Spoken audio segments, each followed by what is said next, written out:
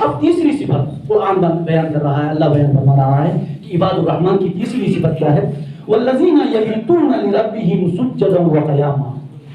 تیسری صفت عباد الرحمن کی کیا ہے؟ عباد الرحمن اللہ کے بندے کی تیسری صفت یہ ہے کہ جو راتیں پروردگار، جو اپنی راتیں، اپنے دن، اپنی راتیں کس کے لیے گزارتا ہے؟ اللہ کی عبادت میں گزارتا ہے، سجدہ و قیام کی حالت میں گزارتا ہے، لہو و لعب میں نہیں گزارتا، آرام طلبی میں نہیں گزارتا، بلکہ اللہ کی عبادت میں گزارتا ہے، عبادت الہی میں اپنے لمحات بسر کرتا ہے، لہو و لعب میں نہیں گزارتا۔ بس عباد الرحمن کون ہوتا ہے؟ جو اپنی زندگی، اپنے لمحات، اپنے ایام، اپنی راتیں اللہ کی عبادت میں گزارے، اپنی راتیں اللہ کی، اور عبادت الہی میں خلوص و معرفت کے ساتھ عباد الرحمن کیا کرتا ہے؟ بندگی الہی کرتا ہے۔ یہ تیسری صفت ہے عباد الرحمن کی، تیسری صفت ہے والذین یبیتون لربہم سجدا وقیاما، جو اپنی راتیں گزارتا ہے کس حالت میں؟ سجدہ و قیام کی حالت میں، سجدہ و قیام کی حالت میں، عبادت کی حالت میں، عبادت سے لگن ہے اس کے اندر، عبادت کا شوق ہے اس کے اندر۔ اور بس اوقات ہم دیکھتے ہیں کہ ہمارے اندر عبادت کا شوق نہیں ہوتا، عبادت کی جانب ہم راغب نہیں ہوتے۔ بعض آپ میں سے ہوں گے جو عبادت کی جانب آپ دیکھیں گے مسجد میں ہی آ کے دعا پڑھیں گے، نماز پڑھیں گے، صبح اٹھیں گے، نماز تہجد، نماز شب ادا کریں گے اور عبادت کی حالت میں رہتے ہیں۔ یعنی یہ وہ لوگ ہیں جن کے اندر عبادت کا کیا ہے؟ شوق ہے، رغبت ہے، عبادت کی رغبت ہے۔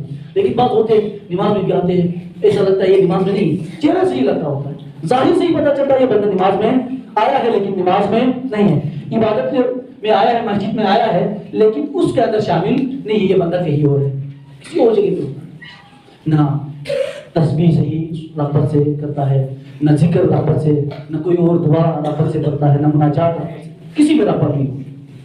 لیکن بعض ہوتے ہیں جن کے اندر کیا ہو جاتی ہے؟ رغبت ہو جاتی ہے۔ اور یہ عبادت کا شوق ہونا اللہ کی جانب سے بہت بڑی نعمت ہے کہ انسان کے دل میں شوق عبادت ہو۔ جس کے دل میں شوق عبادت ہو، یقین جانے وہ اللہ کا مقرب بندہ ہے۔ وہ جس کے دل میں شوق عبادت ہو، یقیناً وہ اللہ کا، اس کو اللہ پسند کرتا ہے ایسا بندہ ہے۔ یقیناً وہ عباد الرحمن میں سے ہوگا جس کے دل میں عبادت کا شوق ہے، عبادت کی رغبت ہے، عبادت کا طلب ہے۔ ائمہ کی زندگی ہم دیکھتے ہیں، انبیاء کی، معصومین کی، ائمہ کی زندگی دیکھیں۔ رسول اللہ صلی اللہ علیہ وآلہ وسلم کے بارے میں ہے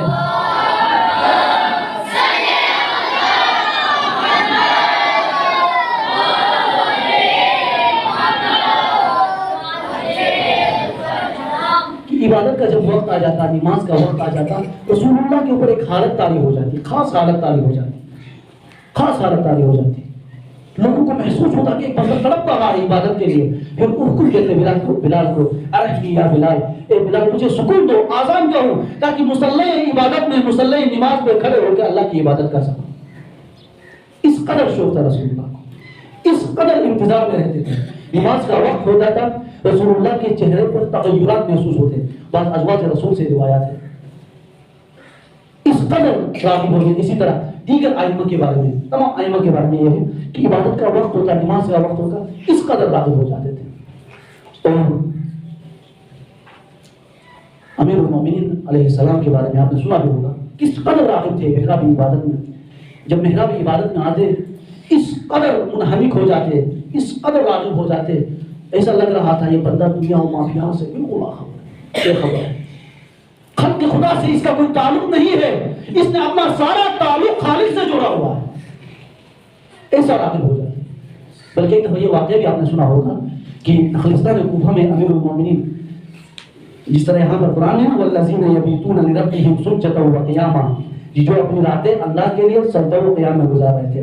رات کے وقت امیر المومنین رات کے وقت نخلستان کوفہ میں عبادت خدا میں مشغول تھے اور زار و قطار رو رہے تھے، کہ یہ فرما رہے تھے اور مناجات و دعا و مناجات فرما رہے تھے۔ ایک شخص نے دیکھا کہ امیر المومنین دعا کر رہے ہیں، مناجات کر رہے ہیں، رو رہے ہیں، فریاد کر رہے ہیں۔ فریاد کرتے کرتے امیر المومنین کی ایک آواز آئی، پھر امیر المومنین پر مدہوشی چھا گئی۔ وہ شخص ڈر گیا، شاید امیر المومنین کی روح نکل گئی۔ وہ شخص ڈرتا ہوا، دوڑتا ہوا جناب سیدہ سلام اللہ علیہا کے گھر تک آیا اور گھر کے دروازے کو کھٹکھٹایا، دستک دی۔ جناب سیدہ نے جب در کھولا، دروازہ کھولا تو معذرت کر کے کہا یہ رات کے وقت یہ بری خبر لے کے آیا ہوں، معذرت خواہ ہوں کہ میں نے امیر المومنین کو نخلستان کوفہ میں دیکھا ہے، عبادت کے دوران، فریاد کے دوران امیر المومنین کی روح نکل گئی ہے، گویا امیر المومنین وفات پا گئے ہیں، روح نکل گئی ہے۔ جناب سیدہ کے چہرے پر تبسم نمودار ہوا، مسکرا کر اس شخص کو جواب دیا، یہ شخص لگتا ہے تو نے آج علی کو دیکھا ہے۔ زہرا ہر رات علی کو اللہ کی بارگاہ میں اس طرح دعا و مناجات کرتی رہتی، ہر رات اس طرح دعا و مناجات۔ تو یعنی امیر المومنین اس قدر راغب تھے اور ہم اس کے پیروکار ہیں، اہل بیت کے ماننے والے۔ آیا ہمارے اندر عبادت کا شوق اس طرح ہے؟ مثلا مسجد میں آ جاتے ہیں، دنیاوی امور میں لگ جاتے ہیں، گپ شپ میں لگ جاتے ہیں، باتوں میں لگ جاتے ہیں، جبکہ ہمیں 24 گھنٹے کو عبادت میں گزارنا چاہیے، لیکن ہماری حالت یہ راغب نہیں عبادت کی جاتی۔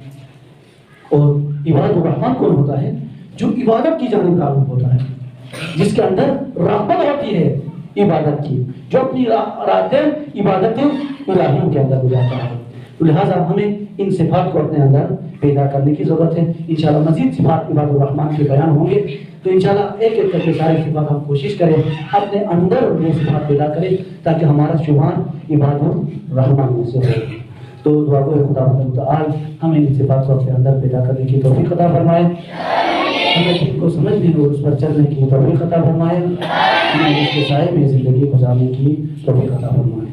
الشیطان الرجیم، بسم اللہ الرحمن الرحیم، انا اعطیناک الکوثر فصل لربک وانحر ان شانئک هو الابتر۔